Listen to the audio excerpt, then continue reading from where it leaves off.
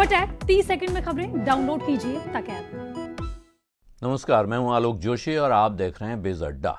Vodafone idea के लिए अच्छी खबर है कि खराब खबर है पता नहीं है।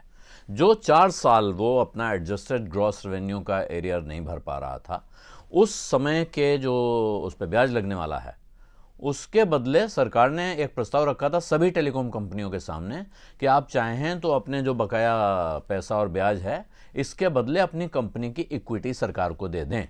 ये वन टाइम प्रस्ताव था। वोडाफोन आइडिया ने उसको स्वीकार कर लिया है, उनके बोर्ड ने इस प्रस्ताव को मंजूरी दी है। नतीजा ये हुआ है कि अब भारत सरकार वोडाफोन आइडिया की सबसे बड़ी शेयर होल्डर बन जाएगी। 35.8% हिस्सेदारी वोडाफोन आइडिया में भारत सरकार की हो जाएगी। बाजार में लोगों के बीच में तरह तरह के सवाल उठ रहे हैं इसको लेकर।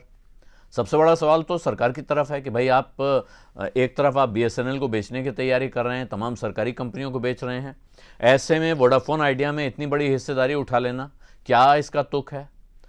इसी तरह की दूसरी खबर भी आई है, साथ में दबी हुई है, इसलिए बहुत लोगों का ध्यान नहीं गया है। टाटा टेली महाराष्ट्र में भी उन्होंने भी बोर्ड ने प्रस्ताव मंजूर किया है कि वो भी सरकार का प्रस्ताव मान रहे हैं और वो लगभग 10% हिस्सेदारी उनकी भी सरकार के पास चली जाएगी। इसी तरह का बकाया है जिसको उन्हें चुकाना है। वहां सरकार को वो हिस्सेदारी मिलेगी करीब 41 रुपए पर, जबकि बाजार में उस शेयर का भाव आज काफी ज्यादा था, उससे काफी ऊपर चल रहा है वो। यहां वोडाफोन आइडिया की खबर जैसे ही बाजार में आई है तो शेयर में गिरावट शुरू हो गई। वो करीब 20% के लोअर सर्किट पे, एक तरह से वो लोअर सर्किट पे बंद हुआ है, यानी कि बाजार ने इस खबर को बहुत बुरी तरह लिया है, बिल्कुल पसंद नहीं आई है लोगों को ये खबर। अब क्या है, हुआ यह है कि सरकार जो शेयर लेगी ये कोई रखे हुए शेयर नहीं है, किसी की जेब से निकाल के नहीं ले रही है। आपको याद होगा इससे पहले आदित्य बिरला ग्रुप के चेयरमैन कुमार मंगलम बिरला प्रस्ताव दे चुके थे कि वो सरकार चाहे तो ये कंपनी हमसे ले ले, यानी वो अपने शेयरों को तो गया हुआ मान चुके हैं। ऐसी ही बात वोडाफोन भी कह चुका है। तो जो दो बड़े शेयर होल्डर हैं इस कंपनी के, वो दोनों ये कह चुके हैं कि भाई हमने अपना हिस्सा गया मान लिया। सरकार को जो प्रस्ताव इस समय अब मंजूर किया गया इन दोनों ने, उसके हिसाब से नए शेयर जारी होंगे। ऐसा नहीं है कि एग्जिस्टिंग शेयर्स में से मिलेंगे, और नए शेयर जारी होने का अर्थ होता है कि कंपनी में जिसके पास भी वोडाफोन आइडिया के शेयर हैं उनकी कीमत इतनी गिर जाएगी, उसका जो वैल्यूएशन है, इसको डाइल्यूशन कहते हैं। 1 लाख रुपए में मान लीजिए आप 10 रुपए के 10,000 शेयर होते थे किसी एक कंपनी के। कंपनी ने किसी से 50,000 कर्जा ले लिया और कहा कि अब इसके भी शेयर दे देते हैं आपको हम। तो अगर आपने उसको वो शेयर दे दिए तो 50% नए शेयर इशू हो गए, यानी जो मौजूदा शेयर है इसकी कीमत लगभग 1/3 नीचे आ गई। क्योंकि शेयर क्या है, शेयर तो उस कंपनी की जो कुल एसेट वैल्यू है उसका रिफ्लेक्शन है, या उसकी कमाई की क्षमता है उसका रिफ्लेक्शन है। इस वजह से बाजार में इस बात को लेकर चिंता हो रही है। दूसरी चिंता यह है कि सरकार को ये इक्विटी देने का अर्थ नहीं है कि वोडाफोन के सारे बकाये चुक गए और आगे उसकी कमाई शुरू हो जाएगी। वो इस 4 साल जो टाला गया है एजीआर का पेमेंट, उस दौर की पेनल्टी और ब्याज का पैसा है जिसको सरकार को चुकाया जा रहा है इस रास्ते से। यानी कर्जा खड़ा का खड़ा रहेगा, जो बकाया है वो 4 साल बाद चुकाना ही है।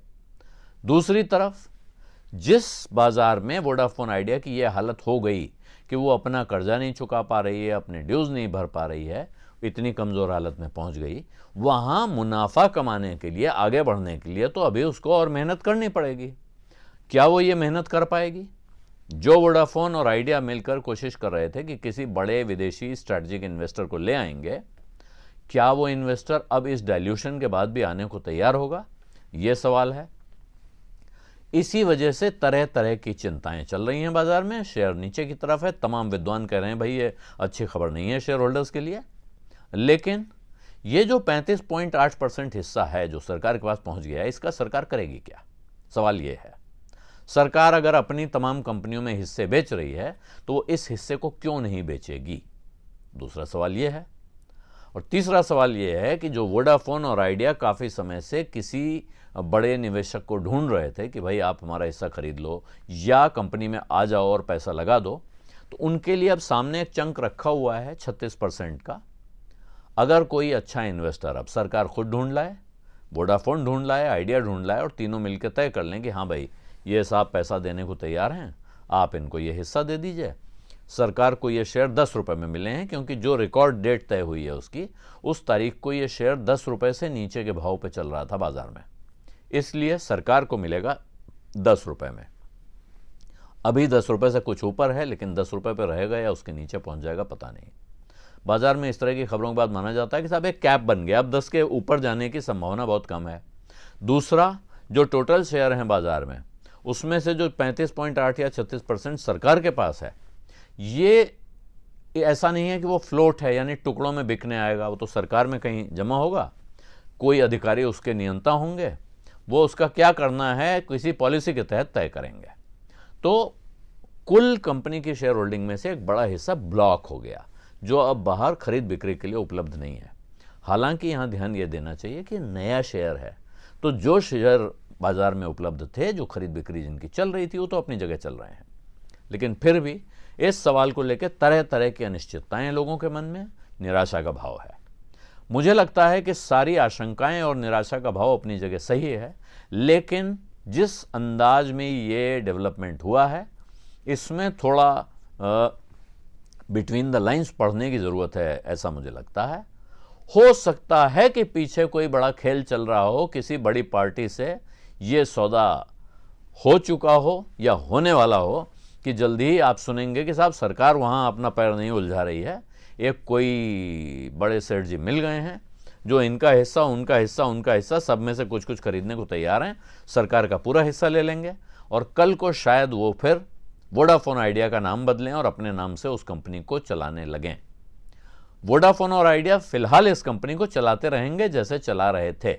सरकार को जो हिस्सेदारी मिली है, उस हिस्सेदारी के साथ अभी उसके पास इस कंपनी का मैनेजमेंट नहीं जा रहा है, यानी सरकार इस कंपनी के मैनेजमेंट में फेरबदल नहीं करेगी अपने हिसाब से, ऐसा मालूम देता है। लेकिन इस शेयर में या इस कंपनी में किसी खबर या किसी खेल के लिए तैयार ज़रूर रहिएगा। बिज़ अड्डा में आज इतना ही। बिज़ अड्डा आपको कैसा लग रहा है बताना मत भूलिए, कमेंट बॉक्स में ज़रूर लिखिए, इंतज़ार रहता है आपके कमेंट्स का। अब इजाज़त दीजिए, धन्यवाद, नमस्कार।